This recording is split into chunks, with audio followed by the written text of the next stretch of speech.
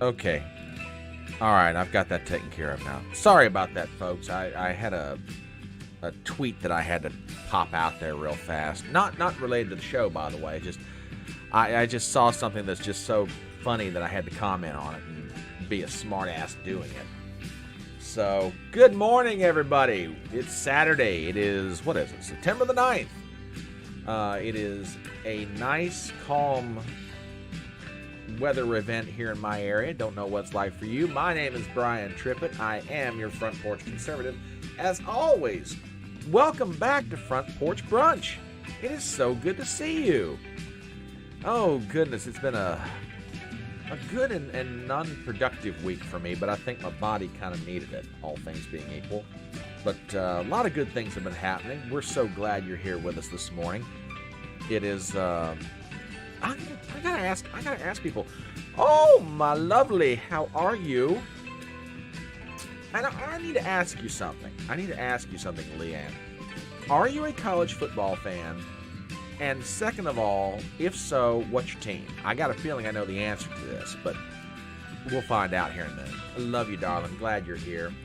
It is so good to see everybody. Oh, and up in Connecticut, good morning to you. I don't know if you're male or female or what, but we tip the hat and we say, no, we are not in Connecticut, or no, we are not a college football fan. I don't know. Inquiring minds need to know. We've got questions, you know. We're so glad to see everybody that's kind of pouring into the room, slowly but surely. Oh, it has been a week. It has been. Oh, you're a female. Oh, well, alrighty then. Well, pardon me. Oh, goodness. I feel horribly embarrassed. My apologies. We will most certainly tip our hat and respect your femaleness. No, Leanne, I know about VMI. Trust me, and I'll explain that here in just one second.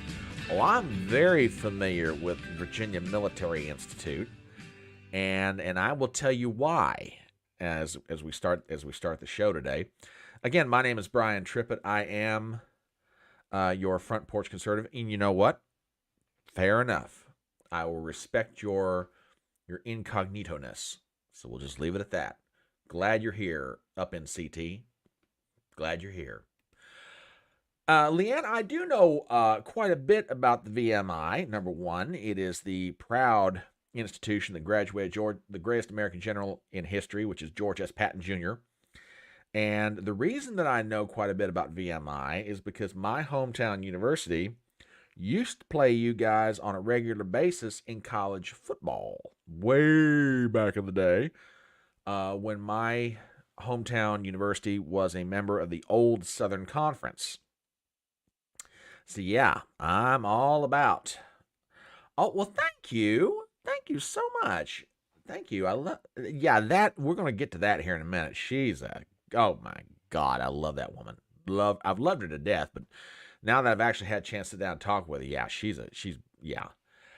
Well, now actually, it took a while, but yeah, we finally started to own y'all. It took us till about the latter 1980s, and then we just started. We love you, but we started using y'all for a doormat game. You were our homecoming game for quite a while. Thank you. And then we've had some years where we were somebody else's homecoming game. So, yeah, these things happen. Oh, it has been a good week for me. Not as productive as I would like as far as videos and that sort of thing. Okay, take your time. No big deal. Come on back. I mean, it's Saturday morning. You're supposed to be relaxing and casually doing what you're doing. Take your time. We're not in any, we're a friendly bunch around here. So, if you hang around with us long enough, you'll find out we're kind of cool. Well, we are cool, but we're very casual. So, yeah. But yes, you know what? And yeah, bet y'all are. Bet you're a lot of hungry. But Va Mill, absolutely. Absolutely. Support your team. Whether they're winning or losing or whatever else, support your team, daggone it. I love this time of the year. It's kind of funny because who was I talking to the other day? I think it's my one of my family members, and I said, "Yeah, I mean, the world is now right.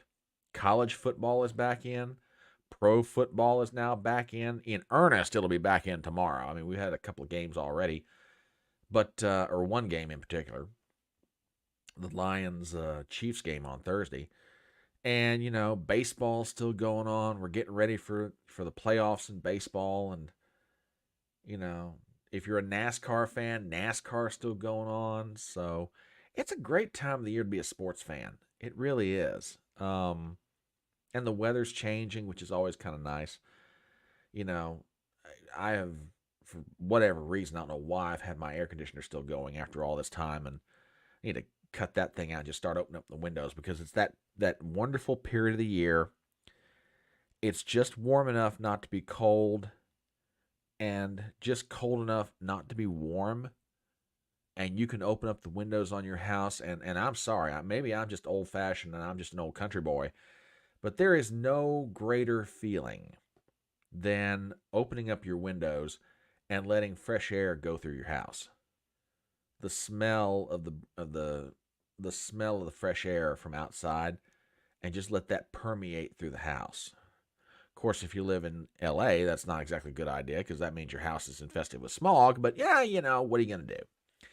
So it's Saturday morning. My name is Brian Trippett. This is Front Porch Brunch. For those of you who have never been here before, which our friend is up in Connecticut, this may be her first time here. And that's okay. We love you. We're glad you're here, and we hope you come back. We want you to be a regular part of Fedora Nation, or we porchers is what I like to call us sometimes. But for those of you who have never been here before, or maybe you're watching this live stream for the first time, Front Porch Brunch is a review of some news items that have gone on during the week. Sometimes they relate to videos that I make. Sometimes they're news stories that I find that I think are very interesting and we ought to talk about them because they've got social or cultural or political relevance. And I like doing it on a Saturday morning, and particularly this time of the day, because, let's be honest, you have spent your whole week working yourself to death. And let's be honest, in this economy, that's getting harder and harder to do. You're trying to make ends meet. You're trying to work 40, 50, 60, however many hours a week. You are stretched to the bone. You're dealing with a boss. You're dealing with a spouse. You're dealing with a boyfriend or a girlfriend or kids or parents or family members or whatever. Your stress level is probably clear up to here. Okay. And Saturday morning is that period when your body and your mind and everything else about you goes, and you take that pause and that deep exhale, and you realize, I've made it. And then you start to realize, okay, what's going on in the world? What's happening? What's been going on that I need to find out about? Well, where do you go to do that? Well, you come here because that's what we're going to do. We're going to talk about items that are in the news and what they mean. And, hopefully we're going to make it fun. We're going to make it such that you want to come back. So my recommendation to you, if you've never been here before, is, pour yourself a cup of coffee and settle in and, feel free to participate as much or as little as you want to. We are a fairly chatty bunch, if nothing else. And we're always going to, tell people, what we think, and we're not going to worry about offending anybody. And if the idea of that kind of, open conversation or free speech bothers you, I love you. But, bless your heart, maybe you shouldn't be here. But I want you to be.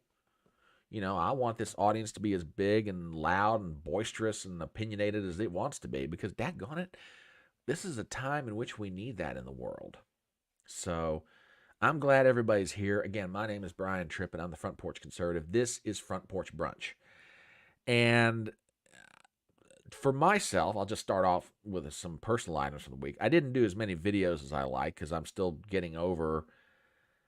I think my body hit a wall on a couple of scores. And, I'm just now getting back up to speed as far as like doing what I like to do. One thing that did happen this week, and it has brought our new friend to the front porch up in CT is I had a conversation with Megan Fox. And if you are not familiar with her, you need to be. She's on Locals. She writes for PJ Media. She is a fabulous, fabulous lady. And I'm not just saying that because she came on as a guest on my show. She's just a joy to be around. She is a load of fun. She's classy, she's sassy, she's brassy. She's just good people. And we had a good 2.5 hour conversation, which for me was a load of fun. Genuinely a load of fun.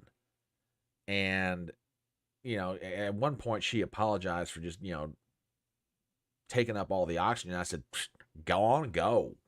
Just do it. I want you to talk. I have no idea what makes for a good interview. I do know what makes for a good conversation. And part of that is being willing to let the other person speak. And, we touched on any number of different subjects, her family, her background, what she likes to write about, kind of where she's at personally, in terms of internet censorship and writing and family and everything else. And it was just, that conversation was a joy. So Megan, if you happen to see this somewhere down the line, love you, darling. You are, and I mean this, you're welcome back on my electronic front porch anytime you want to come out here. So, good time all the way around. Didn't do a lot of videos this week because, like I said, my body, at one point, I came home at 7 o'clock, maybe. Went upstairs, went to bed. Woke up at about 9 o'clock. Took a phone call with one of my family members, which is a habitual thing. Went back to bed, didn't wake up till about 2 in the morning, and then from there, woke up at about 6. So we're talking, had it not been for the phone call and maybe, visits to the necessary, probably almost 12 hours of sleep. And I think my body's trying to tell me something. And it's like, well, okay, it's time to listen. So that's when I said, nope, we're not doing any videos at all for the rest of this week. Forget it. So hopefully I'm starting Sunday, I'm back in the groove because, God, there's a lot to talk about, which kind of gets us to where we are this morning. So if you're here with us, do me a favor. Whether you're on Twitter, on GetHer, on Truth Social, wherever you may be, please do me a favor and tweet out the link to this live stream, and let's get some people in here, which I'm happy for everybody who is here, but man, I want to make this a party. So if you've got friends out there and you think they'd enjoy this right now, please do me a favor and let's send out some messages and tell some people to get their butts in here. So we're going to start with some political items, as you would expect from the Front Porch Conservative. And news item that caught my eye, because this has got some implications all the way around for everybody involved in that Georgia case. From Breitbart, headline, Judge denies Mark Meadows' bid to remove Georgia case to federal court. Now, let me back up a second here. As you may be aware, Mark Meadows is the former chief of staff to former President Donald Trump. And he is listed along with 18 other individuals as co-conspirators in the case brought by Fani Willis, a.k.a. Fanny Pack, as we call her here on the front porch. So Fanny Pack has brought charges against Mark Meadows. Well, Meadows made a move to remove his case to federal court. And the reason that I find this to be so interesting is that it's kind of one of those situations where with the RICO case, if he gets removed to federal court, so does everybody else, including Donald Trump. But let's read a little bit into this because I want to get into this. This headline is dark, but it's not as dark as some people might think, and I'll tell you why here in a minute. Article written by Jordan Dixon Hamilton. A federal judge on Friday denied former White House Chief of Staff Mark Meadows' request to remove the Fulton County, Georgia indictment against him to federal court. Meadows was charged with 2 counts in a 41-count indictment that named himself, former President Donald Trump, and 17 others. Meadows is charged under Georgia's RICO statute for allegedly soliciting an official to violate his oath of office. Fulton County District Attorney Fani Willis pointed to Meadows' involvement in setting up calls between Trump and various state legislators as evidence of his alleged violation of state law. Now, let me read that again, because this to me is mind-blowing. Fulton County District Attorney Fannie Willis pointed to Meadows' involvement in setting up calls between Trump and various state legislators as evidence of his alleged violation of state law. Now catch that. For setting up a phone call, this is why she's charging Mark Meadows. That's a little more than that in her mind, but her mind's demented. But that's the gist of it. That's what he did wrong. He set up a phone call to Georgia state legislators. But we'll read a little bit further. Meadows' attorneys argued he had the right to remove his case to federal court because, quote, conduct giving rise to the charges in the indictment all occurred during his tenure as part of his service as chief of staff. Meadows is represented by George Terwilliger, who was the deputy attorney general under George Herbert Walker Bush. Well, that might be part of Meadows' problem. He's got a Bushy as a lawyer. However, U.S. District Judge Steve Jones denied Meadows' request, ruling his alleged actions did not fall under the scope of his duties as a federal government official. Quote, the court concludes that Meadows has not shown that the actions that triggered the state's prosecution related to federal office. Jones, an Obama appointee, wrote in a 49-page order, Meadows' alleged association with post-election activities was not related to his role as White House Chief of Staff or executive branch authority. The evidence adduced at the hearing establishes that the actions at the heart of the state's charges against Meadows were taken on behalf of the Trump campaign with an ultimate goal of affecting state elections and activities and procedures. Meadows himself testified that working for the Trump campaign would be outside the scope of the White House Chief of Staff. Jones is a liberal judge, and Meadows can now appeal his motion to the Court of Appeals for the 11th Circuit, considered a fairly conservative appeals court. Okay, let's get into this. A large part of Meadows' defense in all of this is he's relying on Article 6 of the United States Constitution. And I want to point this out, and then we'll really dive into this thing. Under Article 6, Paragraph 2, quote, this Constitution and the laws of the United States which shall be made in pursuance thereof, and all treaties made or which shall be made under the authority of the United States shall be the supreme law of the land, and the judges in every state shall be bound thereby, anything in the Constitution or laws of any state to the contrary notwithstanding. This is referred to as the Supremacy Clause. Basically, Meadows' defense is this: that I was acting in my role as Chief of Staff to the President of the United States when I set up these phone calls. Okay? Now, I want to go back to that Breitbart article because I want to point out what this Obama judge is saying, which to me makes no sense, and it's this. The evidence adduced at the hearing establishes that the actions at the heart of the state's charges against Meadows were taken on behalf of the Trump campaign with an ultimate goal of affecting state election activities and procedures. Meadows himself testified that working for the Trump campaign would be outside the scope of the White House Chief of Staff. This court concludes that Meadows has not shown that the actions that triggered the state's prosecution related to his federal office. Meadows' alleged association with post-election activities was not related to his role. Now, here's the sentence that kills me. Meadows' alleged association with post-election activities was not related to his role as White House Chief of Staff or his executive branch authority. Okay, let's stop and think about that for a second. You're a state legislator in Georgia. It's December of 2020. You get a phone call. Hi, my name is Joe, and I work at the local electric shop downtown. I want to set up a conference call between uh, you and a couple of state senators and some other officials.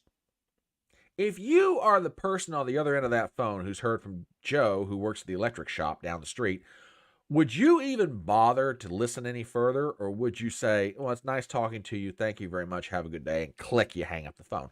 Well, of course, you'd hang up the phone. Why? Because while Joe, who works at the electric shop, is probably a very nice person, he's not someone that you should be wasting the time of trying to set up a conference call, because while his concerns may be important, it's not germane to what's going on.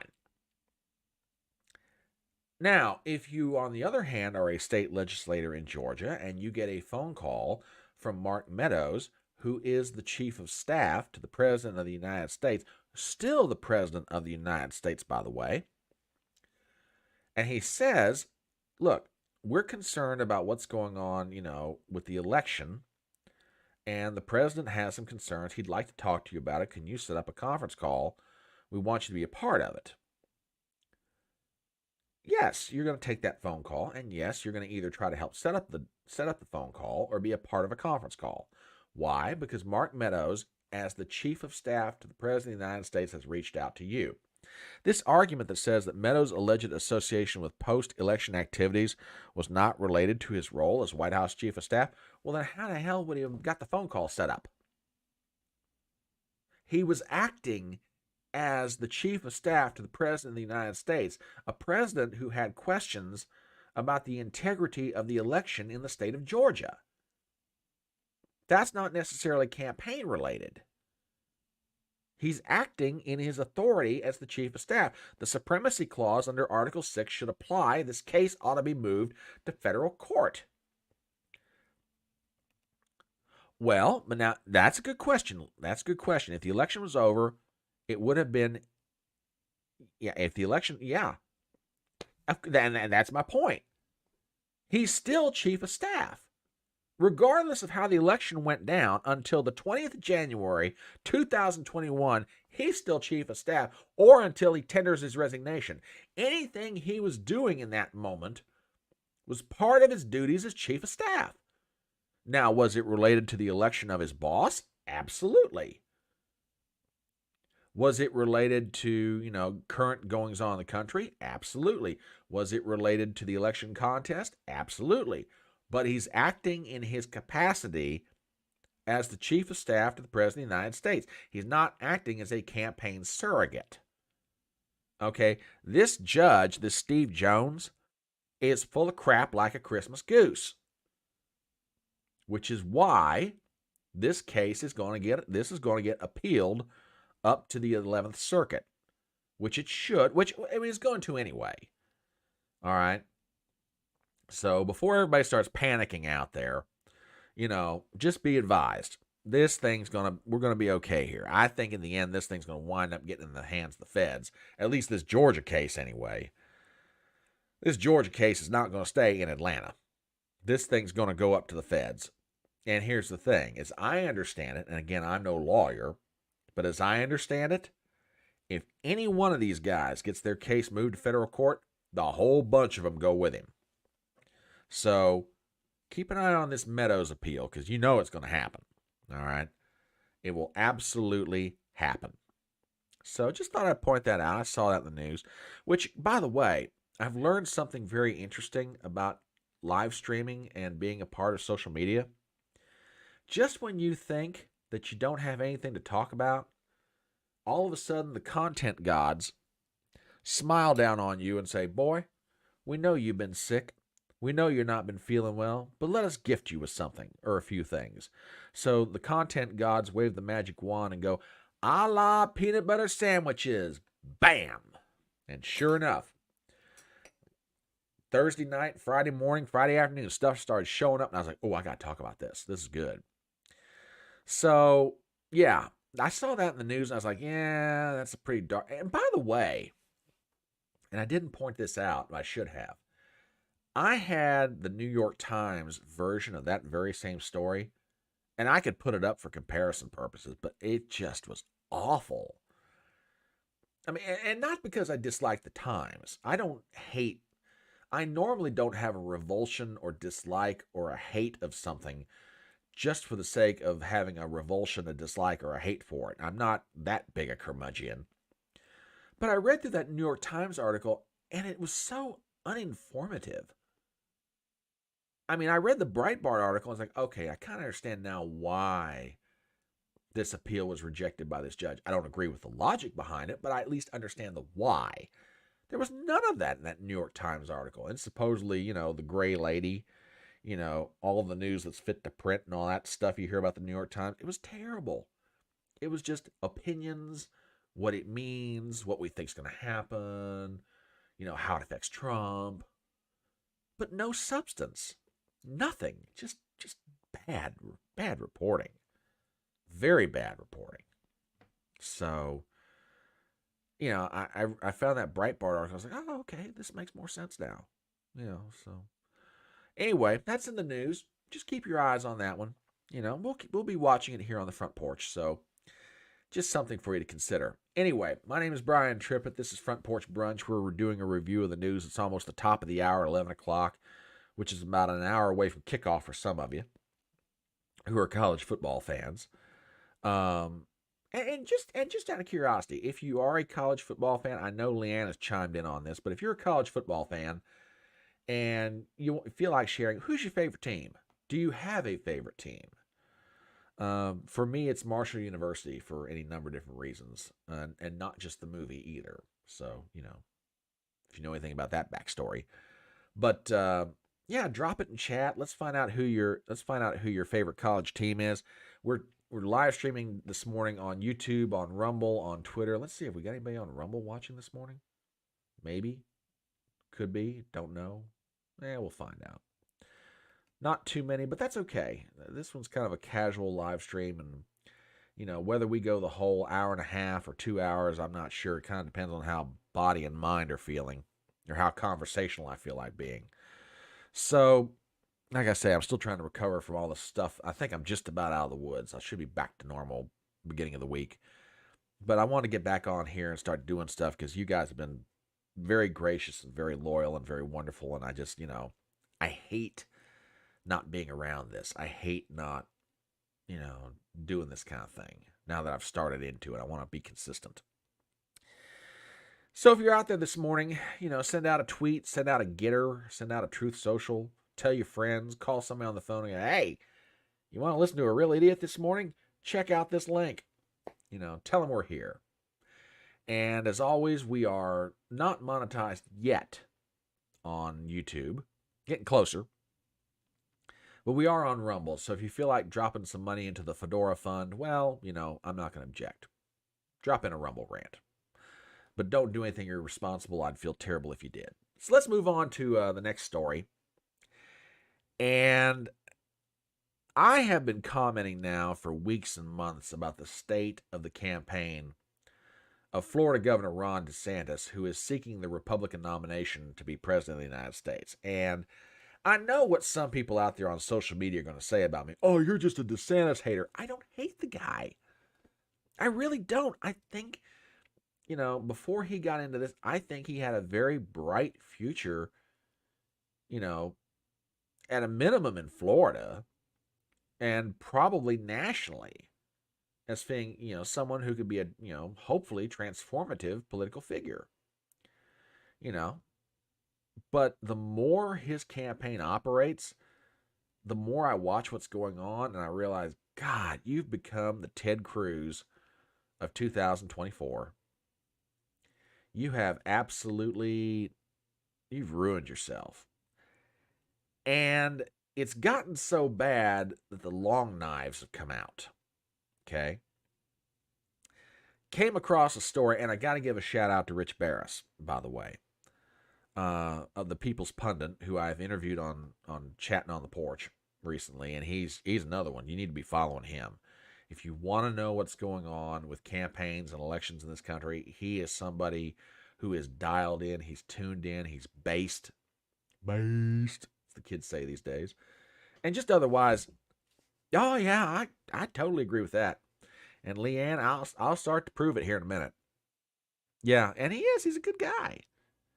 I just think that, he's one of those cats that, he let his ambition override his common sense. And now it's reached the point that the long knives are coming out. And Barris pointed me to an article, and we're going to get into it, that tells you the state of how things are going. This is from Vanity Fair. Headline: Ron DeSantis' 2024 team is coming apart at the seams. The blame game has begun, privately at least, between the campaign and its super PAC over who's at fault for the Florida governor's stumbles. Quote, Ron is telling everyone that the biggest mistake he ever made was hiring Jeff Rowe, says one source. Article by Gabriel Sherman. And for those of you who don't know, that's Jeff Rowe on the left. He runs DeSantis' super PAC. When Jeff Rowe signed on as an advisor to the main pro-Ron DeSantis super PAC in March, it appeared that the Florida governor, fresh off a 19-point re-election victory, was the future of the Republican Party. Rowe was the hottest operative in GOP politics, having steered Glenn Youngkin to an upset victory in Virginia's 2021 gubernatorial election, and his decision to join Never Back Down PAC was validation that DeSantis had the best chance to wrest the party's 2024 nomination from Donald Trump. 6 months later, DeSantis' national poll numbers are down about 50%, and his struggling presidential bid is being buffeted by layoffs, infighting, and embarrassing leaks. According to sources, Rowe and the DeSantis campaign are blaming each other for DeSantis' faltering candidacy.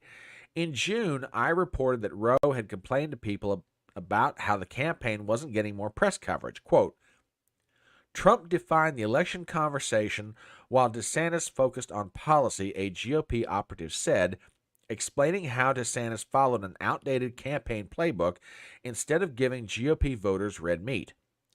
Sources say Rowe was frustrated that DeSantis waited until early August to replace campaign manager Janera Peck.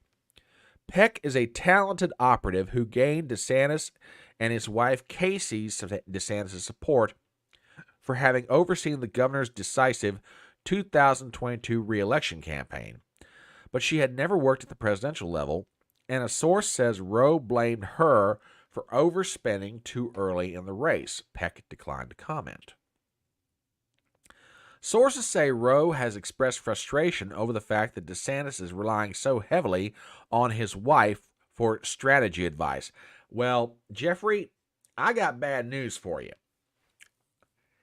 If you did indeed complain about Casey DeSantis and it got back to Ron, I've got a little bit of experience with what it's like when a family is heavily involved in the decision-making of a campaign. And let me tell you something, buddy. You got on the wrong side of that argument. Because if Ron's got to choose between you and his wife, he knows whose bed he sleeps in, and damn sure it's not yours. So you lost that argument before you ever got started. But, oh, jeez, it gets better. The operative recalled the infamous campaign ad Casey tweeted last fall that showed black and white photos of her husband as a narrator intoned, quote, God looked down on his planned paradise and said, I need a protector. So God made a fighter. We can revise that now. God chose Ron to get his ass kicked by Trump, the operatives. Sorry, that's just kind of funny. Rowe denied making disparaging comments about Casey DeSantis. Quote, that is absolute flat out bullshit. Even if I thought it, I wouldn't say it, and I don't think it. After I spoke to Rowe, a spokesperson for Never Back Down sent a statement from Never Back Down chairman Adam Laxalt. Quote, there has literally been leaked audio of Jeff praising the First Lady and saying what an asset she is to the campaign and the country. Anonymous sources saying otherwise are doing nothing more than waging a smear campaign against the effort to get Ron DeSantis elected president.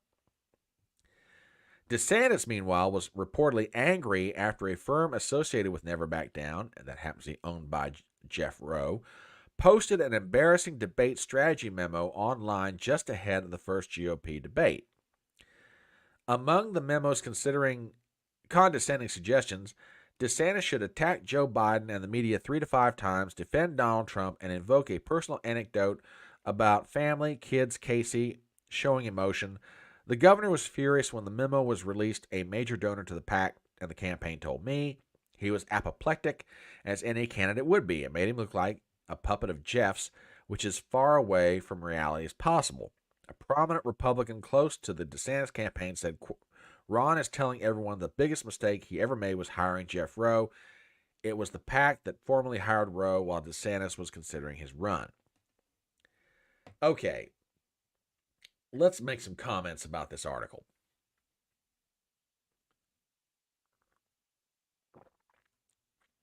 If you have never worked in a campaign before, or you don't follow politics,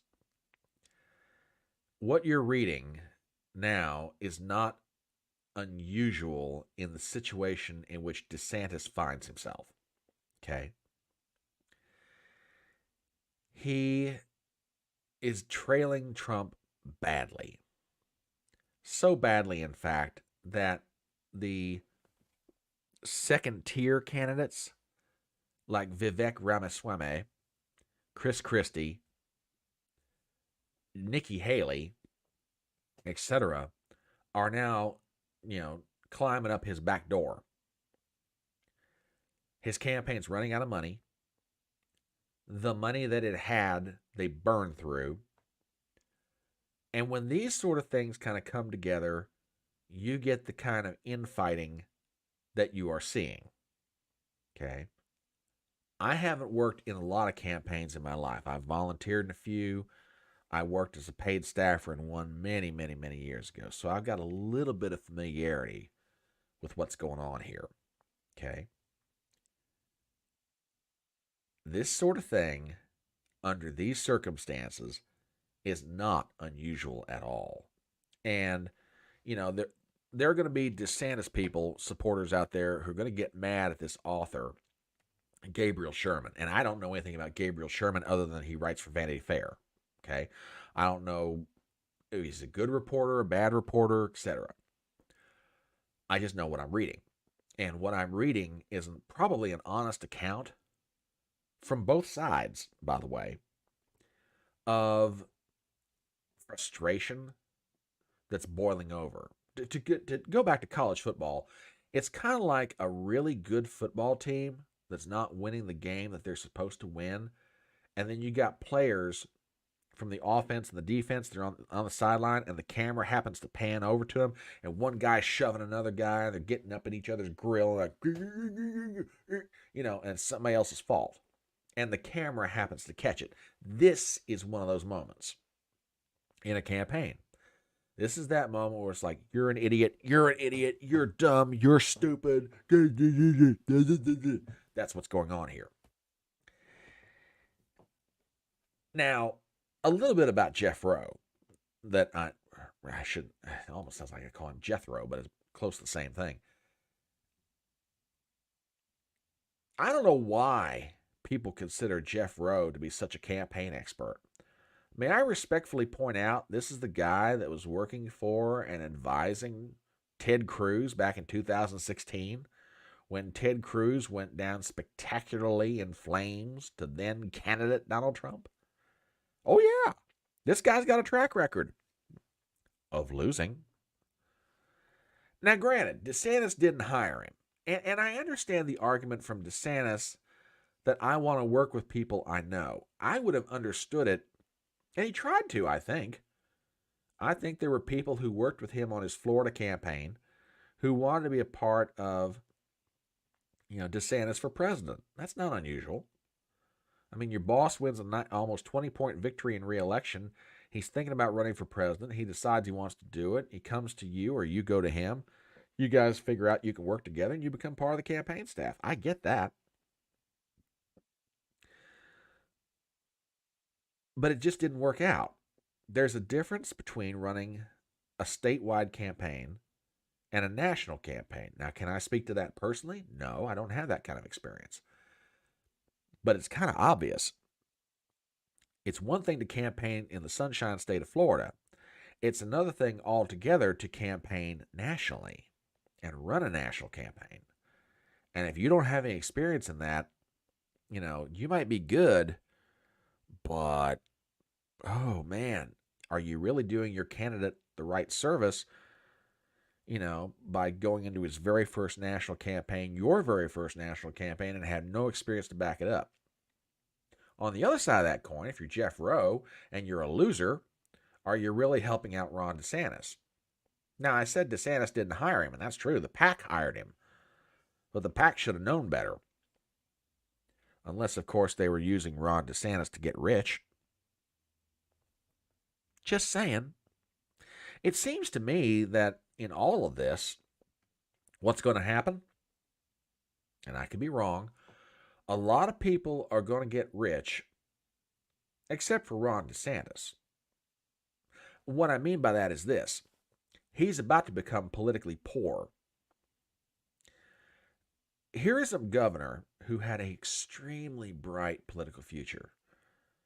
His coffers, imaginary coffers, are filled with all kinds of goodwill capital, which, had he played his cards right, he could have expended to his political benefit in races that would have made sense,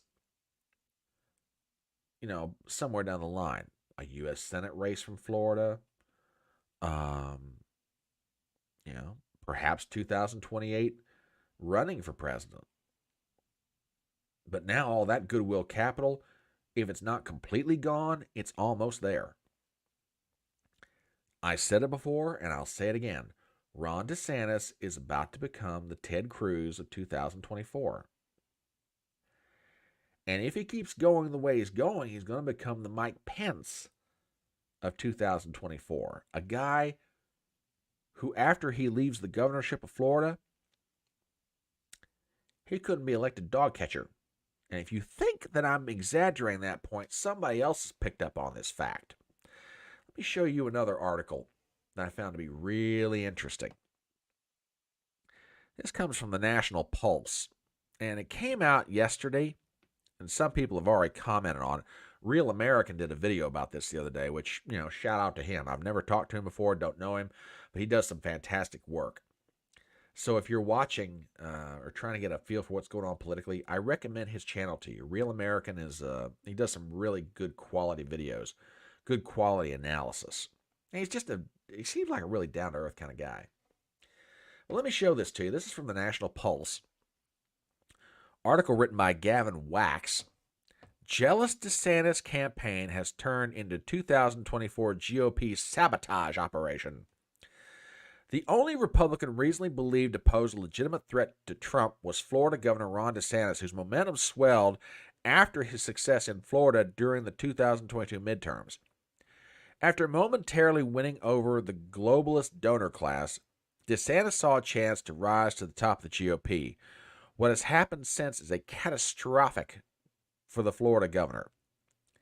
His campaign has imploded spectacularly, with examples of the candidate looking cold, awkward, and unable to connect with voters. This was exemplified by a middling performance at the first Republican debate. And as DeSantis makes his way around Iowa, voters actually seem to get less impressed, which I'll get to that point here in a minute. There's something I'm going to show you here in a minute that's going to blow your mind. When he isn't performing his Trump impression, his repellent lack of charisma and charm is exposed. That's a little bit harsh, but okay, I'm not writing this article. DeSantis and his minions signaled he would position himself as a more mature version of Trump, better able to effectuate the laudable goals of the MAGA movement. That lie has collapsed already, and Team DeSantis recently launched an assault on MAGA voters, revealing a palpable disdain for Trump supporters and the America First cause. DeSantis has revised history, insulted his potential base, and demonstrated a tone-deaf arrogance that has proven Trump's desanctimonious moniker to be more than true. A little bit further into this article. DeSantis' doublespeak doesn't stop with rewriting the 2020 history. He once praised the White House COVID team, including the reviled Mengele-esque doctors Fauci and Birx, as well as instituting brutal lockdowns across Florida. He's consistently whitewashed his own record while faulting President Trump, and on the issue of COVID jabs, it is the same story. DeSantis urged full compliance, praised Operation Warp Speed, showed no signs of objecting to any of Trump's policies. He now cynically masquerades as anti-vax crusader on the campaign trail. All right, I want to get to the last part of this.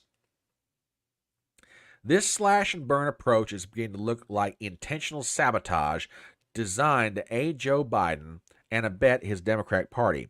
Ted Cruz fought Trump ruthlessly in 2016 and did so when the two men were relatively political equals. He did not owe his political stardom to Trump, as DeSantis does. The treachery of Ron's opportunism this time cannot be overstated. DeSantis disqualified himself not only for the Republican nomination in 2024, but also for consideration in future presidential elections. Through hubris and envy, he has transformed himself into a Magakazi pilot. That's a great term, by the way. Embarking on a suicide mission against the America First movement on behalf of globalists, rhinos, and political establishment. He and his inner circle will certainly be tens of millions of dollars richer because of this calculated decision, but DeSantis will never regain the honor and glory he has scuttled, nor will he ever be seated in the White House. Man, you know, Rush Limbaugh always joked that he was on the cutting edge of societal evolution. I tell you what, I make statements and sometimes I wonder, am I really on the right track here? And then somebody like Gavin Wax comes along and confirms my suspicions, and then I'm like, boy, you are a whole lot smarter than you give yourself credit for, and this is one of those moments. Gavin is absolutely right, and so am I. DeSantis is, if he's not completely done for anything for the future, he's darn close. And yeah, there you go. You got that big time GOP roots. You got that right. Now, here's something. Now, I said I'd show you something here in a minute. You know, go back to Leanne's comment. Trump owns everybody. Watch this. This one just blew my mind. I saw there was a poll that came out just yesterday out of Iowa. Now, that's true. That is true, Leanne. If DeSantis sticks to Florida-related elections, maybe a U.S. Senate seat, maybe he goes back to Congress. I mean, that sort of thing's happened before. Charlie Crist is a great example of this. He was governor of Florida and then went to the House of Representatives and they tried to run for re-election of the governorship. Yeah, maybe stick to Florida. You might be right. But this poll came out of Iowa, and it was not run by the one person that I think knows Iowa better than anybody, which is Ann Seltzer, but I think it's very telling. Take a look at this. This is a poll. It was done on behalf of Iowa State University by, I think it was Civics, I think. Let me look at this real fast. Hang on. Yeah, it was Civics. And the numbers, let me go back to it real fast. Yeah, Trump's is at 51%. DeSantis is at 14, which by my fast math, hang on. That's a 37-point lead. Yeah, and if I had the good sense, I'd look over here and realize that that's where the number's at. But, you know, I am a boy from West Virginia, so what do I know about reading? 37 points. That's post mugshot. That's post everything else. And according to reports, the DeSantis campaign is banking on Iowa, or had been banking on Iowa, you know, because they were pulling out of California. They're pulling back from Nevada. They're, you know, limiting door-knocking operations in other states just to focus on Iowa. And now you get this piece of news that according to the latest poll, very recent, matter of fact, they ran this poll from, what was it, last Saturday to last Thursday? Last Saturday to last Thursday, So it's fresh. It's about as fresh as it gets. Trump's got a 37-point lead in Iowa. Yeah. Well, calculator, what's that? Calculator? I don't know. What is this thing of which you speak?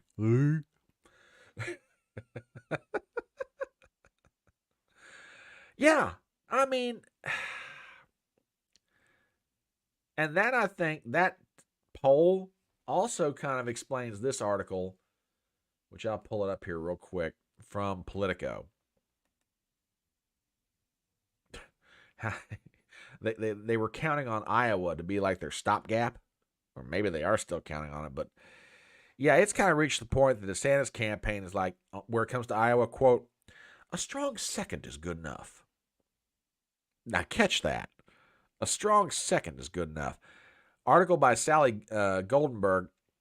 Ron DeSantis' team says it would be satisfied with a, quote, strong second place showing in Iowa as the Florida governor intensifies his campaign in the first in the state nation caucus day. Quote, we believe it's already a two-person race. A top DeSantis campaign official granted anonymity to discuss strategy told Politico. But the reality is on the ballot there are other choices, and our goal is to get this down to a two-person race, especially as we head into South Carolina and beyond. Oh, God, you guys are delusional. Speaking ahead of DeSantis' weekend trip to Iowa, the official said a strong second-place showing gives us the opportunity going into New Hampshire and show success. Buddy, I don't know who you are, but I got bad news for you. If you think that being a strong second place in Iowa is going to help you in New Hampshire or South Carolina, you are crazier than a bedbug. I mean, I get it. You got to spin positive. I understand that.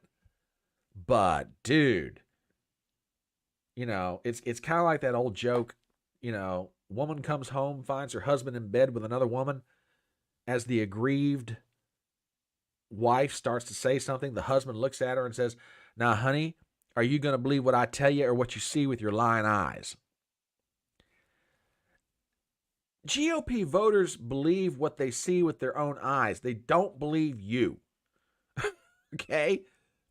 They're looking at the poll numbers. They're looking at the way your guy campaigns. He comes off as awkward. He comes off as stiff. They're not buying it. I mean, yeah, if you guys get a nice second place finish in Iowa, I suppose that's good. I mean, I guess losing to Trump by 20 points is better than losing to Trump by 30, but you're still losing. And then you're going to try and take this song and dance up to New Hampshire, which are way, way more commonsensical and down to earth than I should say way more. That's the same thing. You're going to try and take that song and dance into New Hampshire after having your butt kicked in Iowa? Lord almighty. Crazy. They've even failed to make... Yeah, exactly. A good second place finish in Iowa does you no good, especially when Vivek and Haley are coming up your back door. Which, by the way, speaking of Haley, I got to talk about something here in a second, which I'll get to. If I can find this real fast. Did anybody catch that CNN poll that came out earlier about 2 or 3 days ago? Oh my God, it got everybody's tongues wagging. Absolutely got everybody's tongues wagging. And it's not so much the results that it showed for the GOP primary. That was interesting. It was the head-to-head matchups between Biden and everybody else in the GOP field. I'm going to see if I can find this real fast while we're talking. Y'all talk amongst yourselves for a second here. Let me see. Hang on a second here. I got to see if I can find this real fast because this cracked me up. Absolutely cracked me up. And the reason that it cracked me up so much is the head-to-heads with Biden. I'm working on it. Hang on, y'all. Come on. Where are you at? See if I can find this real fast in the poll. I'm not going to be able to do it. But what it showed was that, yeah, thank you, Leanne. Yeah. She's pointing out what I was going to get to. So thank you, and I do appreciate it. Seriously, it showed everybody except Vivek Ramaswamy beating Joe Biden.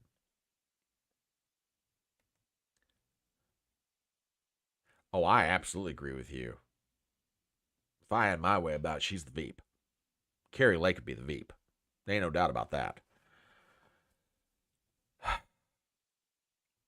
But yeah, that CNN poll showed everybody except Vivek Ramaswamy beating Joe Biden. Now, you may look at that and say, oh, Joe Biden is he's vulnerable. He's da, da, da, da. No, that's not the point of the poll. And this is a theory that Rich Barris is espousing, and I can't disagree with him. This is Rich's wheelhouse. The People's Pundit is espousing the theory that the poll, the benefit of it, is to Nikki Haley. Because now the deep state has figured out, and the GOP donor class have figured out, hey, we got Ron's not gonna be able to do it. Ron's not getting it done. He's not cutting the mustard. We got to find somebody else. Let's go back to Nikki. And remember, when she got into this thing, Nikki is who everybody loved. Okay, you know. Now everybody's realizing, oh, we got to get off of Ron. We got to get back to Nikki. That's the point of the poll. So don't be surprised if all of a sudden all these wonderful articles start bubbling up in the media about how Nikki Haley is the true alternative to Donald Trump. You know, yeah, no, she's just awful. Just awful. Well, now we can get into that. They're all no, Christy Nome. No, guys, I like Christy Nome, and I'm not saying she. Here's my problem with Christy. We're talking about South Dakota Governor Christy Nome. I've got no problem with her on a lot of things. I just think she has the capacity to waffle. And I say that on the basis of the transgender issue. That starts making me nervous. She kind of going back and forth on that one. Most anything else I'd be fine with. I don't know. I'm not totally sold on Christy Nome. And maybe I'm being, suspicious for no reason, but just I think now is the time for outsiders. I think now is that moment. Yeah, she did. She really did. And you know what? I agree with you. That's true too. You know, true. Very true. You know, I say it's time for outsiders. Not necessarily outsiders that have no political experience, because I understand that part of it. I get what you're saying up in Connecticut. I get absolutely what you're saying. But I'm done with GOP establishment politicians. I'm done with them. What have they done for the country? Yeah, man, that's a scary thought. That's a really scary thought. You know, I saw a clip from last night's rally up in South Dakota, and I didn't see the whole context, but I think Trump was wrapping up his remarks and he was talking about the state of the country under Joe Biden. And you can tell when someone is deliberately pausing for effect. And maybe I was misinterpreting what was going on. So, just take it with a grain of salt. But, and very rarely does this ever happen to Trump in public. But he paused as if he were trying to keep himself from weeping. Now, Maybe he was doing it for dramatic effect. I don't know. If he was, he fooled me completely. Which does not sound the smartest guy in the world, but I'd like to think I'm fairly sharp in these matters. But he paused at a moment that would not be for dramatic effect. And it's almost like he was trying to gather himself in to keep from like weeping publicly. And everybody else was kind of picking up on the same thing in the crowd. And it gave me pause to consider, for as tough as this guy is, for everything else, he's still a 77-year-old human being. I don't know what people's thoughts are in the audience who are watching this or will be watching this, but, pray for the guy. Whether you agree with him, disagree with him, like him, don't like him, pray for him. And I say the same thing for Joe Biden. I don't agree with him on anything for a lot of reasons. But he's still the president of the United States. Pray for the guy. But yeah, when it comes to Trump, man, for as big and tough and strong as he is, that dude is going through a lot that no successful 77-year-old man should have to go through. I won't say it's taking its toll on him, but last night he may have let everybody see a side of him that they normally don't see. Yeah, that's good. And that's a lot of people. That's a lot of people. That's very true. And you know what? And I've said this for a long time. I think states like Connecticut and others above New York, the old New England, I think it's ripe, to switch politically. May not happen now, but it's coming. And Leanne, I think you're absolutely right. And that's a burden nobody should have to bear. Sorry, I'm getting a little deep in the weeds here, but I saw that clip and I was like, wow. Yeah, I'm sitting here starting to get emotional. Yeah, that's usually what happens. Usually what happens. Which that's a discussion for another day. I tell you what, you talk about big cities that are just that to me is a great irony. They're the greatest metropolises in the world, I'll argue. And Hartford, Connecticut, New York City, you know, and you know your state better than I do, but Hartford's the first one that comes to my mind. Great metropolises that are absolutely falling apart because of their own stupidity. You know, and by the way, as somebody who loves American history, God, Connecticut has contributed so much to the world. God bless you guys for Roger Sherman, one of the most underrated, underappreciated members of the founding fathers. But God bless you guys for giving us Roger Sherman. Yeah, buddy. Yeah, buddy.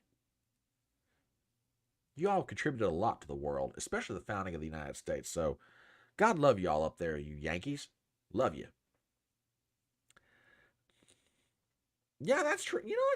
That's a thought I hadn't thought about that, but you're absolutely right. I think it has to do with that Texas common sense they've got down there. It affects Democrats too. Oh my goodness. 1687. Oh my word. That's amazing. That is just amazing. Oh my gosh. Yeah, I guess it's about 12 years ago now. No, 13. Almost 13 years ago. I had the occasion to visit Annapolis, Maryland. And let me tell you something.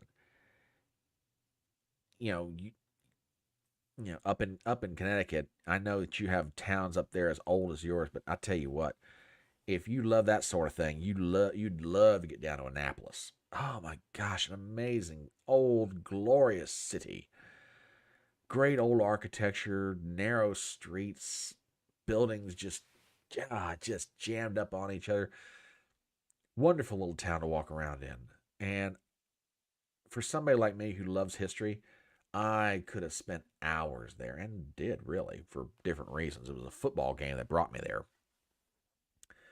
But I loved Annapolis, and I need to visit Connecticut sometime. I really do. I've driven through there, but I've never really stayed long enough to take in the fun that is your state. And I really need to get up there sometime. I've got friends of mine in New York City that keep telling me I need to come up for a visit, and I'm like, I don't know, man. But if I'm going to go that far, I'm going to get into Connecticut. I'm going to go up to Boston, Rhode Island. Yeah, well, yeah, yeah. Maryland, yeah, Maryland is gorgeous. Just a gorgeous state. I agree with that completely. But oh boy, did I. Yeah, now there's another one I need to come to. Absolutely. I agree with that completely. Agree with that completely. Um oh gosh, we're really getting sidetracked here. But that's okay. That's what this show is about. It's having fun. So, what time is it? It's 11:30 in the morning. My name is Brian Trippett. I'm your front porch conservative. We're hanging out here. We're talking about the news. We're talking about some things we've seen, and yeah, and just side conversations. We'll go down the rabbit hole on occasion here. Oh, I am all about the good tailgate. Yes, I am. I will give you all that. When I went to Annapolis for the game that I was at, let me tell you something. Y'all know how to party. You absolutely know how to party. Goodness gracious. Y'all are awesome in that respect. Um I agree with that wholeheartedly. I'm all about a good tailgate. There's nothing like that before a good football game or anything for that matter. But anyway, it's about 11:35 on a Saturday morning. My name is Brian Trippett. I'm the Front Porch Conservative. This is Front Porch Brunch. And I want to shift gears. I came across a fascinating article written by a young lady named Sasha Stone. I've heard the name. I don't know a lot about her. I did read a little bit of her bio. And this to me is a fascinating story. I'm going to try and find a way to get her to come on for an interview sometime because this chick I want to talk to. She's written an article, and I want to read through parts of this because I think this one's pretty thought provoking. I really do. And I like I said, I definitely want to have a conversation with this young lady. But let me show you what I found. This was published at realclearpolitics.com the other day. And the headline is The Counterculture Revolution is Already Here. Are they ready for it? Now, I'm going to read chunks of this. I'll do my best to keep it brief because I want to comment on this and I want to get you guys' thoughts on it too. But starts out, the 50th annual Telluride Film Festival went off mostly without a hitch. It was the same beautiful town in the mountains of Colorado I'd been visiting for at least 10 years. There were movies earmarked for the Oscar race, critics and bloggers and film industry professionals scurrying from place to place, but something felt different. Reading a little bit further into this, it wasn't just the lack of celebrities that are usually the draw for such an exclusive, expensive fest. The actors' strike meant they could not show up, even if a few did sneak in for a party or two. Usually they're everywhere. Nicole Kidman's getting coffee. I once rode on the gondola with Jennifer Garner. It wasn't even so many people I used to know barely talk to me now. They used to love me, now they hate me. They have no other choice, of course. No, it was something harder to define. There was a feeling that there was no good stories left to tell because the rules had become so oppressive, and all must be in strict compliance with how a small but powerful minority sees itself. That rendered the films almost unnecessary, a magic mirror of sorts to affirm what they already think. A little bit further into this article. It isn't just that so many people are tuning out a Hollywood that feels justified in judging them, telling them what should matter, what should be funny, what should be compelling. And here's the kicker. It's that a counterculture revolution is rising to take its place out of sheer desperation. Hollywood has destroyed itself with its own mandates and imposed dogma. What they see as daring storytelling, films like Poor Things, about a woman who becomes a nymphomaniac after committing suicide as a pregnant woman, then brought back to life with her own baby's brain implanted, really just becomes the usual story of female empowerment and feminism. Imagine the stories Hollywood could tell about cancel culture or wrongly accused actors purged from the industry or on false accusations. Imagine movies about forced apologies. Imagine how they could dive into the paralysis of comedy. It is absurd that everyone has to constantly watch what they say for fear of being exiled or purged from polite society, and that makes for great storytelling. Those who dominate culture now seem to believe that they are still the most interesting people in the world with the most interesting things to say. But because they are so disconnected from the desperate cries of the working class, they cannot possibly tell stories that resonate with the majority. A counterculture revolution, and maybe even a political one, is coming because people, quote, out there will demand it. We're already seeing signs of it everywhere, but recognizing it requires stepping out of the protective bubble the left has built for itself. Do they really believe on the left that they can end the Trump movement by convicting him and throwing him in jail? Do they really think that the best approach to deal with a populist revolution, culturally and politically, is that? Do they think that censorship sites like YouTube and GoFundMe is the way to quiet this rising discontent they have abandoned? Yes, they do, because no one has told them otherwise, and you can't stop what's coming. Rich Men North of Richmond foreshadows the coming revolution, a meteoric rise of the protest anthem that didn't get there entirely on its own. All right, I want to stop here for a second. This, to me, is a really interesting, fascinating piece. And I think she's on to something. Whether it be Rich Men North of Richmond, whether it be Sound of Freedom, be it whatever, there is a growing movement afoot. It's been percolating for years, and it's now past percolation. It's getting to the point that it's boiling. This pot is getting hotter and hotter. The steam's rising, the water's boiling, and I don't think those on the left, be they culturally or politically, realize what's coming.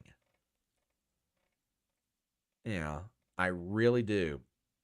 I think Sasha Stone is onto something here. I want to get back into this article and then discuss it a little bit further. She's got a subheadline here. Christianity is the counterculture. The hippies and the boomers never thought they'd need religion. They broke free from tradition in the 1960s out of necessity. Politically and culturally, things had to dramatically change. But after the revolution, after a major cultural upheaval that changed movies, art, science, government, and music, they have come full circle in 2023, having replaced their freedom with their own newfound religion, and it's just as oppressive and stagnant as the one they escaped. Wow! That's quite a comment.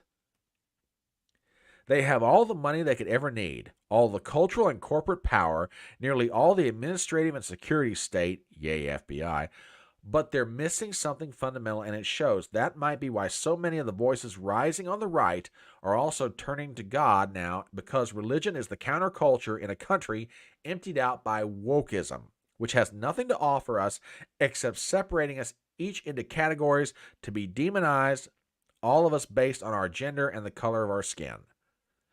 God, this girl is just onto it. One of the most popular comedians on YouTube is J.P. Sears. His own belief in God is not something he hides, but something he shares with millions of his viewers, blending it into his comedy. Let us not forget that the Babylon Bee has become one of the few subversive comedy sites, replacing what the left used to offer up, speaking truth to power using satire, and they don't hide their Christian beliefs either. The rise of Christianity isn't the only sign of a counterculture revolution. It's one aspect of it. It's the MAGA movement, undeniable in its cultural and political power. So is alternative media with voices like Megyn Kelly, Tucker Carlson, Joe Rogan, the All In podcast, and all the many content creators on YouTube and TikTok. What keeps it from becoming a major force to be reckoned with is that Trump continues to divide so many who don't want to be associated with, quote, the far right, even if they've abandoned the left. But what would happen if all these disparate voices unite? That would be something to see. I tell you what. I mean, this article goes on for just a little bit longer, and I'm not going to read necessarily everything. It's a fairly lengthy article, but I tell you what, she's on to something here. I think she's right. I think she's absolutely right. The counterculture revolution is here. We're seeing different signs and different aspects of it. I mean, I'm not totally immersed in the, quote, nerd space, okay? There are people like Nerdrotic, Heel versus Babyface, D-Day Cobra, Geeks and Gamers, Ryan Kinnell, etc. They can speak to this stuff way better than I can. Matter of fact, talking about Heel versus Babyface, I don't know if you guys saw it this week or not, but on Twitter, one of the nerd space content creators has just blown Twitter up. And while he was playing a new video game that just come out called Starfield. And it had to do with, and again, there are people out there who can speak to this better than I can, choosing the gender and the pronouns of your character. And if you know anything about as he goes by on social media, he's from Great Britain. Wonderful guy. Just a genuinely wonderful guy. If you know anything about him, when he lets go with a rant, it's a pretty good one. And he went off for like 2 minutes. Well, somebody picked it up and they put it out on Twitter, and it just blew everything up. And in that rant, he was expressing, his frustration with the manufacturer of the video game. He says, you're boring. All you're trying to do is current deus. You can't get past your own ideology. You can't get past your own, pronouns and just let us enjoy a video game. And that rant for 2 minutes spoke to so many people. And yeah, he's a guy I need to follow more often than I do. Very smart guy. Yeah. Exactly. There's a bunch of them out in Hollywood. But Sasha Stone's article, as is Righteous Rant, and so many others, the counterculture revolution is here. You're seeing it in the nerd space. You're seeing it in journalism. Megyn Kelly, Tucker Carlson, Joe Rogan, Russell Brand. They're people of different ideologies and different beliefs, but they're all coming to the same conclusion. In the comedy space, you've got Chrissy Mayer and Gino Biscani and Anthony Cumia and Nick Searcy and others. They're all coming to the same place. It's here. You've got Benny Johnson. You've got others. The Quartering, Razor Fist. The Critical Drinker. I mean, I could go on and on and on. I do think she's got a valid point, and I'm not so sure I blame this on Trump though. The idea that Trump is keeping everybody from getting together because nobody wants to be thought of as being far right. It's not a matter of being far right. It's a matter that our culture is just absolutely hollowed out in every aspect. Education, film, art, whatever you want to talk about. It's just been hollowed out by a bunch of, frankly, weirdos. They've gotten in there. They've subverted everything. No one can enjoy anything anymore. It's all politics and pronouns and, transgender. I mean, those are symptoms of the ultimate issue here. And I think the American people, and I would argue people all around the world, they've had enough. They've had it. And that's why you're seeing the rise of a Tucker Carlson. That's why you're seeing the rise of someone like Eric July, aka Young Ripa, and his new comic book company, Ripaverse. You know, and that's all they worship. Because they can't worship God. That would actually imply their standards of right and wrong. And, they're going against them. This is all they've got. And it's empty. It's meaningless. There's of no good value to anybody. I'm telling you, I recommend this article to you. It's out on, she's got a Substack. Her name is Sasha Stone. I really recommend you read this and spread this article around, because this young lady is onto something. And I think she's absolutely right. I mean, I've heard Nick Rekieta say it in talking about content creators. He said, if you're interested in getting in, now's the time to do it. This is absolutely it. Now's the time. And he's right. And it doesn't really matter what you might be interested in. I mean, me, it's politics, it's culture, it's stuff that I find intriguing. Okay? And I try and talk about it in the best and most entertaining way that I can. And if you've got a hankering to get in, jump in. Because the institutions that we have known, modern journalism, Hollywood, etc., they still have power, but that power is waning. That power is being diminished. And it's diminished of their own doing, by the way. They are losing their influence because everybody is realizing it's all about control, authoritarianism, and imposing our ideological beliefs on you, as opposed to informing you, journalism, entertaining you, Hollywood, protecting you, government. It's about imposing our views on you, as opposed to letting you, in your individual God-given freedom, decide what you want for yourself. And she's absolutely right. The counter revolution is here. It's coming. It's like the ride of the Rohirrim from Lord of the Rings. It's coming down the hill, and the enemies of light and goodness are down here at the bottom, and they can't stop the cavalry charge. That cavalry charge is just flowing over the hill.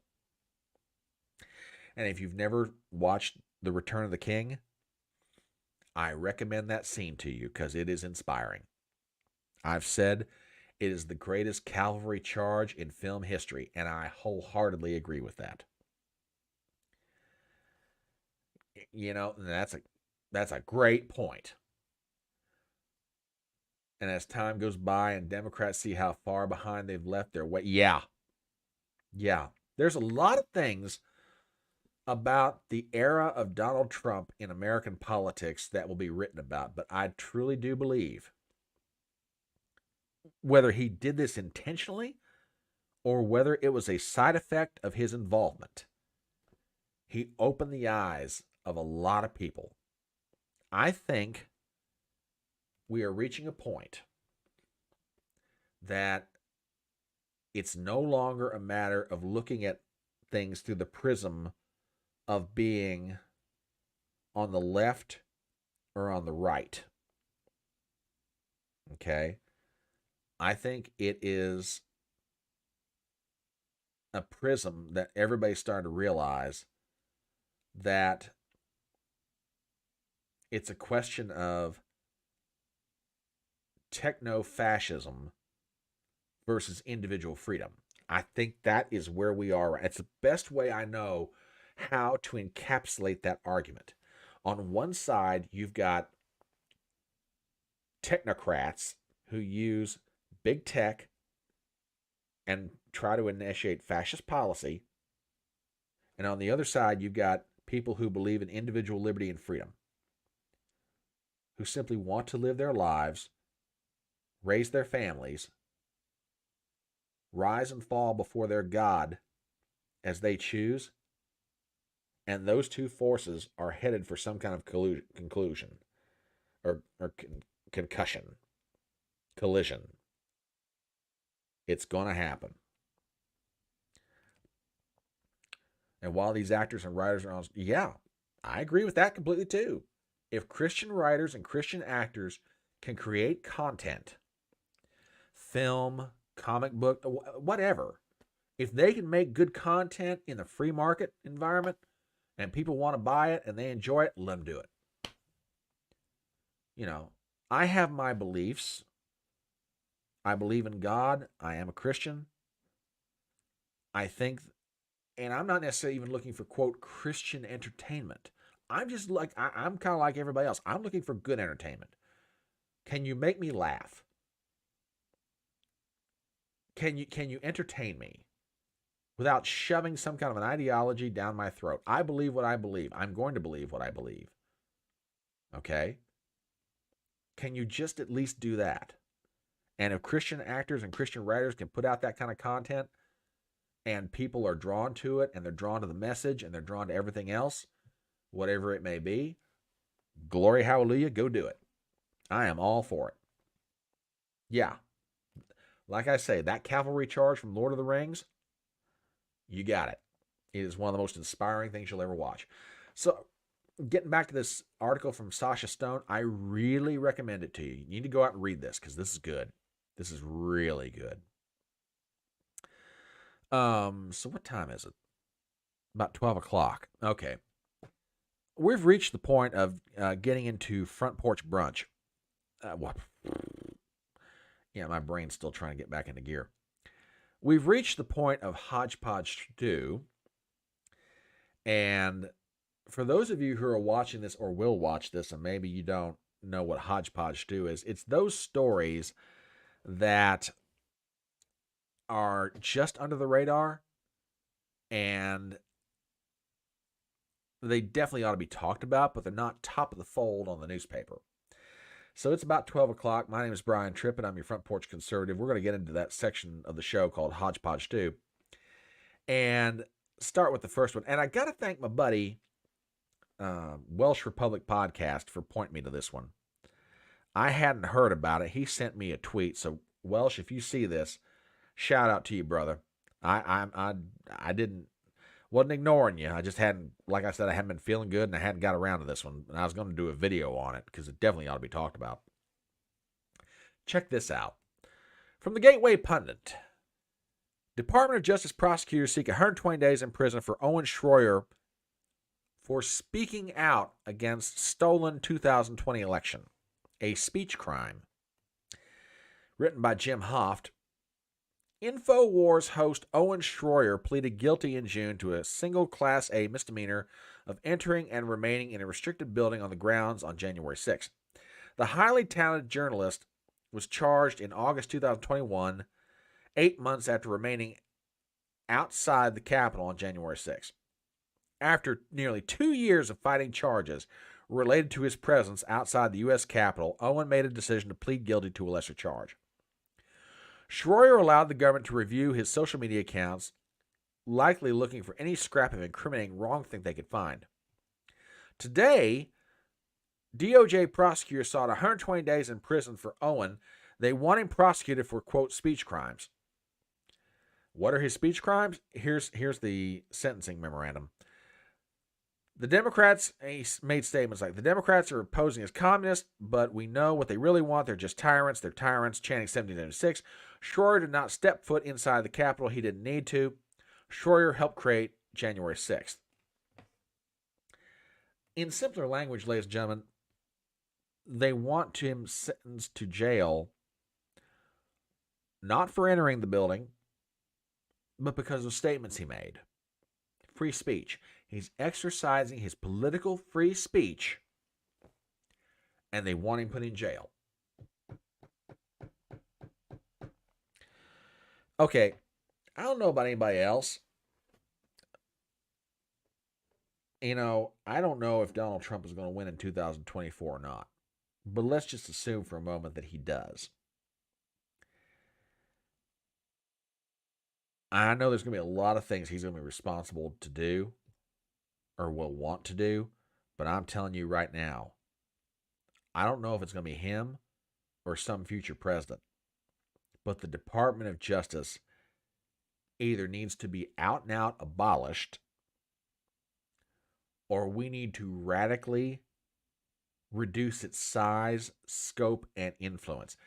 They're trying to jail a man just because of his political speech.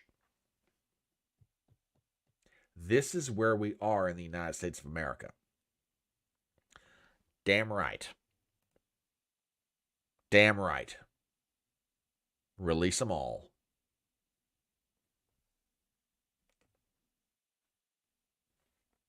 Have the pardons ready to go. Have the swearing in ceremony done. The second Trump walks off stage, start signing the pardons. Issue them out. Empty out the jails.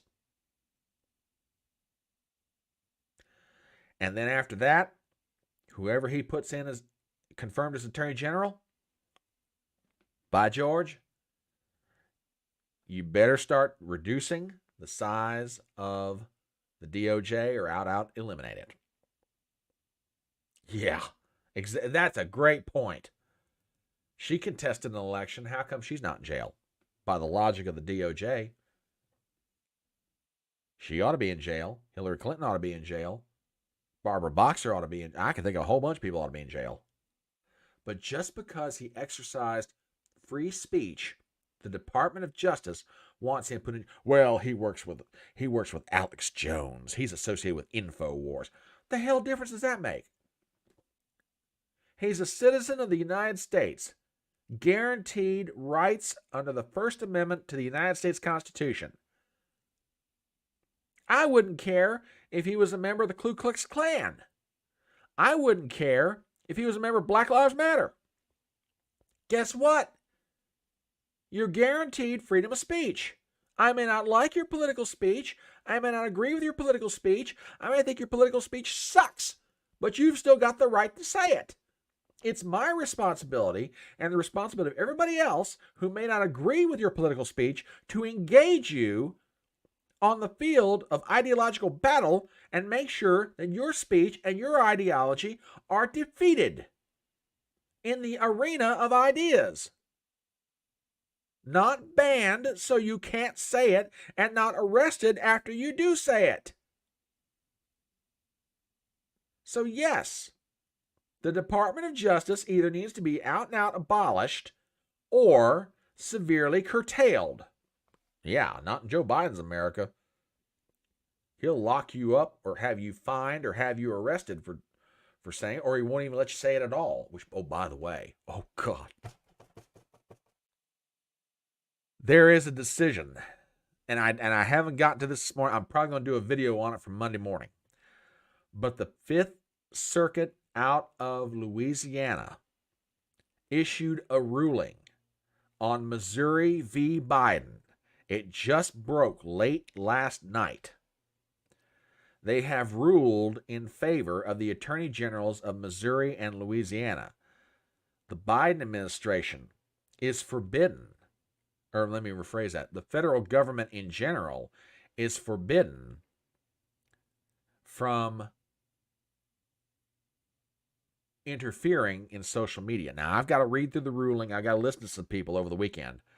But when I read that, I went, yes, yes. There's still yet hope.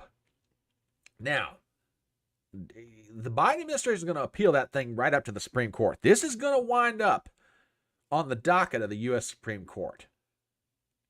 Maybe it might happen as early as the spring. I don't know.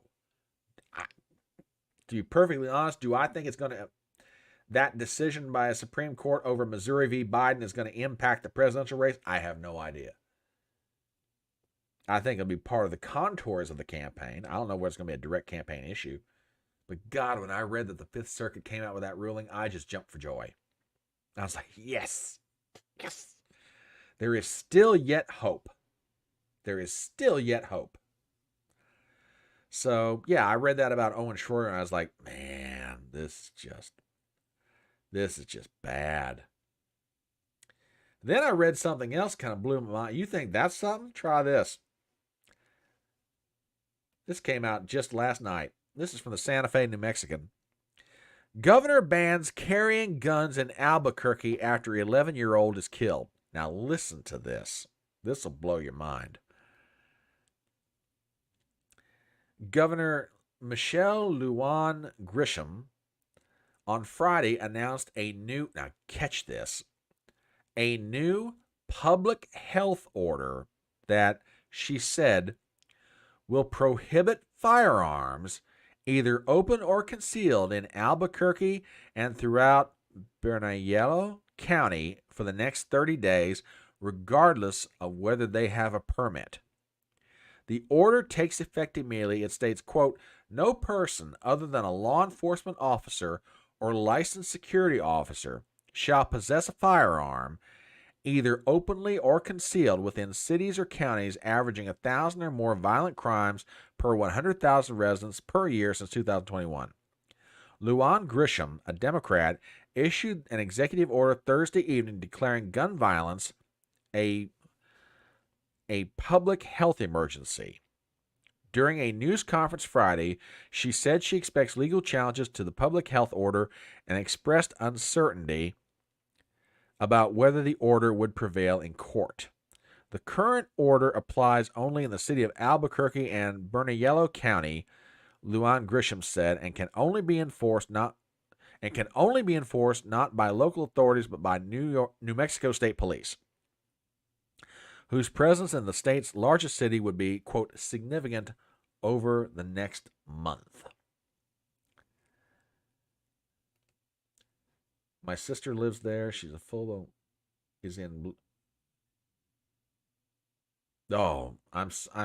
my dear, I am so sorry.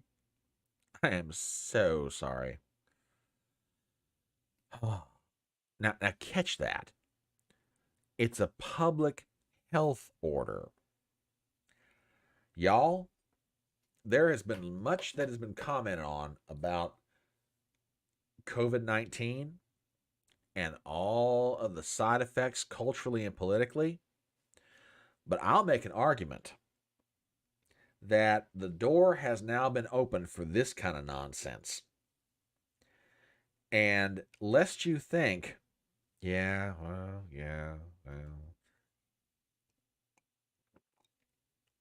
I feel you, dear. I feel you. But COVID-19 and the actions of governors and governments have now opened the door for this. The left has been trying to find a way to get guns banned for the longest time. And now they're going to try and do it.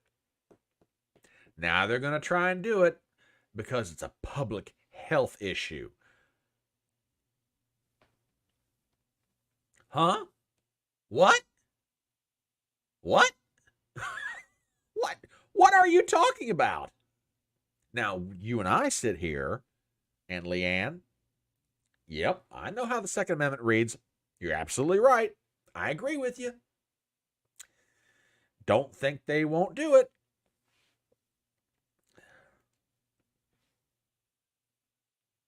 This is just one more push, one more shove, one more inch. See, Democrats don't view a loss as a loss as long as they can move the ball down the field. They don't need to throw a touchdown pass every time. They just need to move the ball. I think one of the smartest coaches I ever heard said, I don't need a 100-yard touchdown pass. Just give me 10 yards and an inch. Get me 10 yards and an inch. And an inch. Just keep moving it. Keep moving the issue. I'm telling you right now, all you Second Amendment folks out there across the country that are watching this and hearing this, I'm telling you right now, y'all better get on your horse and you better charge into this one. Because I'm telling you right now, don't rely on the courts. You guys need to raise all kinds of cane about this one. This is where we're going. It's not going to stop with New Mexico. I'm telling you, y'all get ready, because here it comes. Daggone right. But as up in Connecticut says, New Mexico versus Maryland versus where we live versus where I live, it's a whole different world. I'm just telling you. Just get ready. Because it's coming. This isn't going to stop with her. And I don't want to hear you Republican politicians out there go, oh, we're going to hold hearings. We're going to investigate this. We're going to send letters. I don't care about your investigations and your letters. Our liberties are being taken away. What are you doing about it? This Fruit Loop of a governor is blatantly using public health emergency as a justification to strip us of our constitutionally guaranteed rights. What the hell are you doing about it? I don't want to hear about your hearings. I don't want a litany about your letters. Do something. Yeah. Oh, no.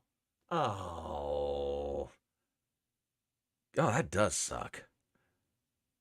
I am so sorry. Did not know that about Connecticut. Ooh.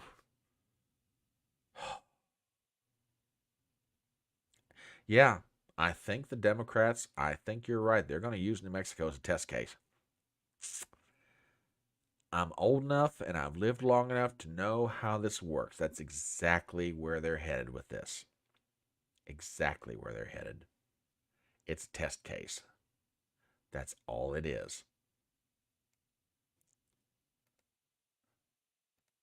That's exactly where they're going. Would not be surprised by that in the slightest. I really wouldn't.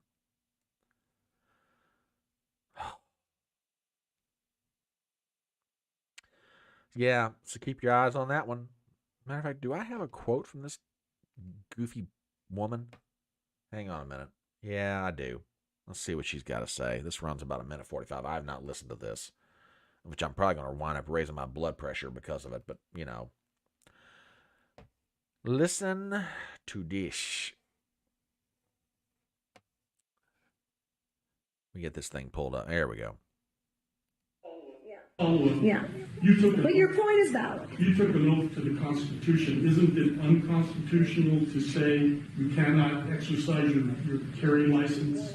With one exception, and that is if there's an emergency, and I've declared an emergency for a temporary amount of time, I can invoke additional powers. No constitutional right, in my view, including my oath, is intended to be absolute. What? Oh my!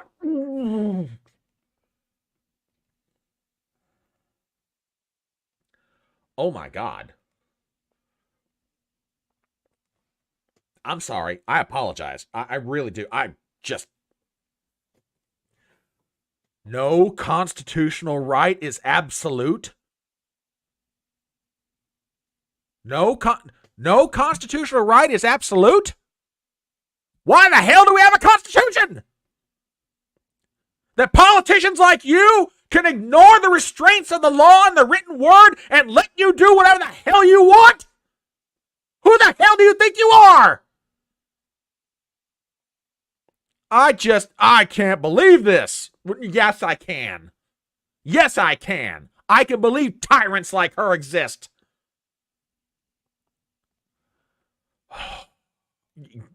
I might need something stronger than that before this is all over with.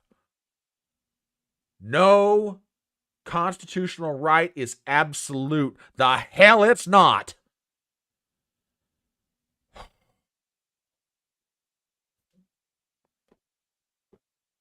Should we listen to any more of this? I mean, my blood pressure is probably about to go through the roof.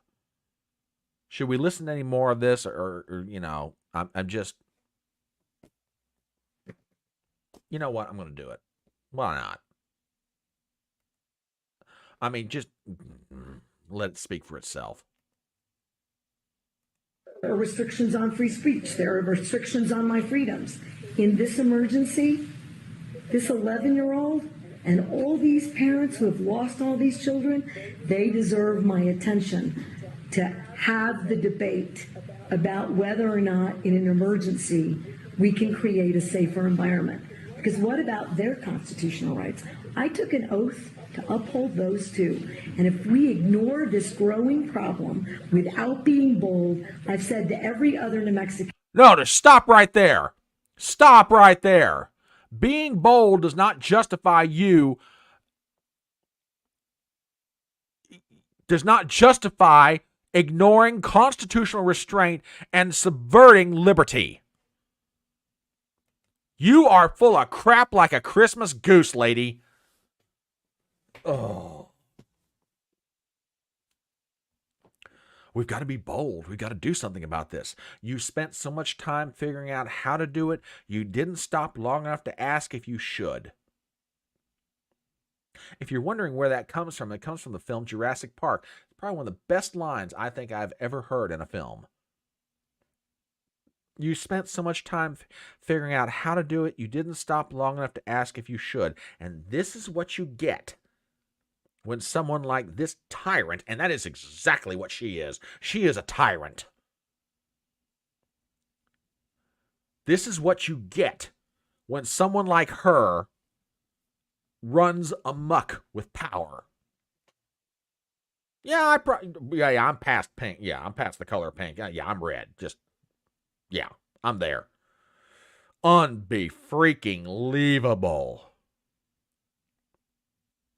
And I apologize to everybody. I should have listened to this clip before I came on here so I could get all this out of my system. But oh my God, I'm just furious. Furious. This makes me so angry I can't even see straight. After this is over with, I'm going to need to go take a walk. I'm serious. I'm pissed. Who the hell does this woman think she is? I've got to do something at this gun violence. Well, I don't know. How about you punish the criminals in your state, you idiot? How about that for starters? Why should the rights of the people of New Mexico be infringed upon because you can't control the criminals in your state? How about that? How about we start from there? Unbelievable, this woman. Goose Faba.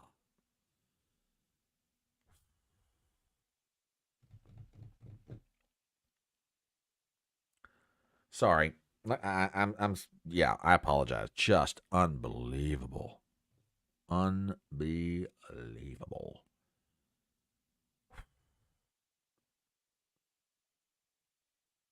This is where we are in 2024 America.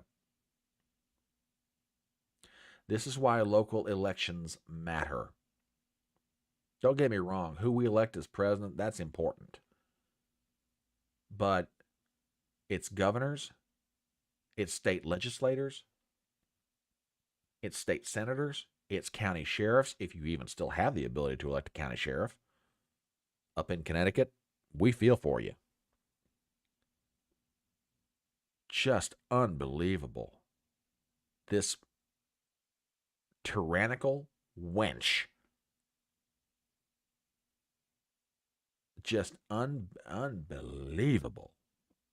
No constitutional right is absolute. The hell they aren't. You petty tyrant.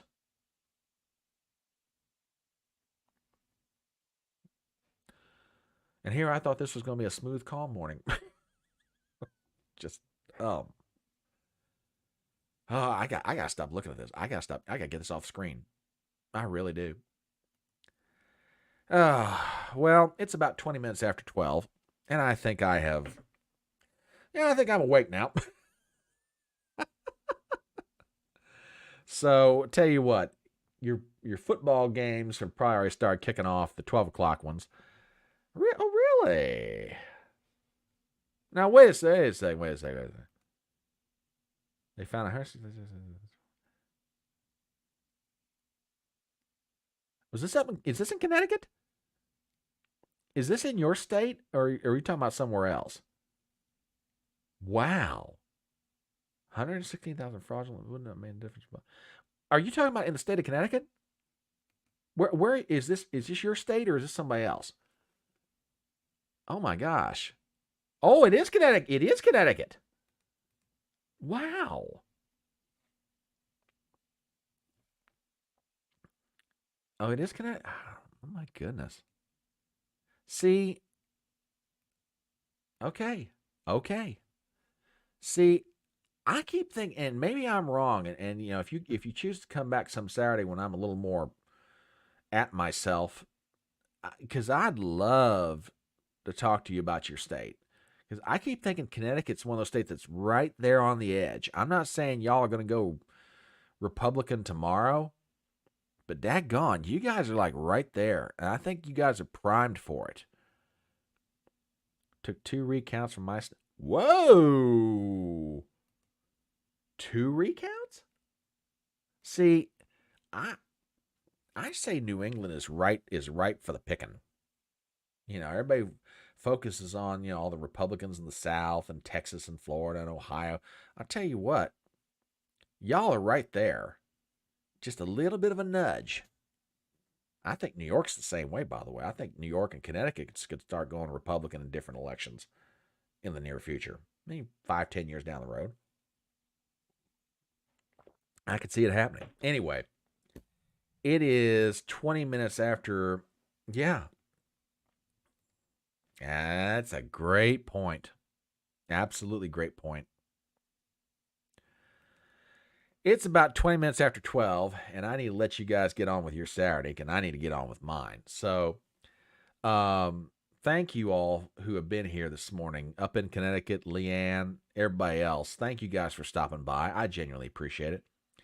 Like I said, I'm feeling better now, so I'm thinking that videos are going to start coming out for this starting Monday. I'm going to get back to my normal routine. I haven't got anybody lined up for chatting on the porch yet. I got somebody in mind if I can find a way to get to him. But if nothing else, this Sasha Stone, I've definitely got to reach out to her. I want to talk to this young lady because she is so onto it. I got to find a way to reach out to her. But we'll be back with videos this week. We'll be back with live streams next Saturday. And go have fun. And remember, in the words of that great American philosopher, Tom T. Hall, it's faster horses, younger lovers, older whiskey, and more money. Thanks for stopping by, folks. We'll see you next Saturday morning.